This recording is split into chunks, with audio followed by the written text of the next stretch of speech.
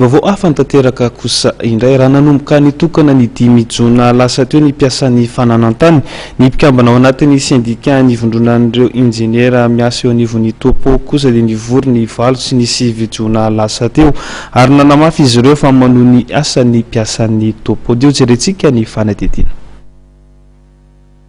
Manohy ny asany andavanandro ny service topo manerana nosy araka ny fanambarana navoaka ny syndicat ivondronan'ireo injiniera miasa eo anivon'ny topo misokatra avokoa ny birao rehetra misana ny fandrefesatany ary manao ny asa rehetra tandrify azy. Noho izay antony atao hoe mbola voaniforona voangina zay zany ny syndicat ny ingénieur ny service topographique zany dia tapaka tamin'izany fa isokatra zany aloha ny service topographique manoloana ny zavatra misy amin'izao fotoana izao mba hijerena ny tombontsoan'ny vahoaka fa saingy kosa izahay atao anatin'ny syndicat zany dia mitaky mandrakariva kosa ireo zay zo ho an'ny piasa eo amin'ny resaka statut particulier zany mitaky ihany koa zany zay fanatsarana eo amin'ny sehatra ampitomboana zany ny fanavaozana zay efa natomboka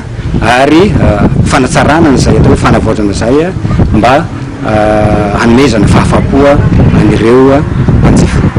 Nijoro ara-dalàna tamin'ny 1 aprily 2024 lasa teo ny syndicat ivondronan'ireo injiniera miasa eo anivon'ny topo na ny syndicat de service topographique eto Madagasikara SISTM. Tamin'ny fivoriana farany io no navoaka ny sata manokana amin'ny feno piasa eto anivon'ny topo na ny antsoina hoe statut particulier ary apetraka amin'ny andalatohatra rehetra tokony olalovany ary mitaky ny anafianganana ny fijerena izany. Voarafitra koa ny fitsipika anaty na ny antsoina hoe règlement intérieur mifehy ity syndicat ity. Voadinika tao koa ny fanatsarana sy ampiasana eto anivon'ny topo na fitaovana izany na toeram-piasana na ny isan'ny mpiasa ihany koa. Miantso ny fitondram-panjakana mba hijerekaiky izany izy ireo. Natsaraina moa ny fitsipika amin'ny feniasa fandrefesatany eto Madagasikara.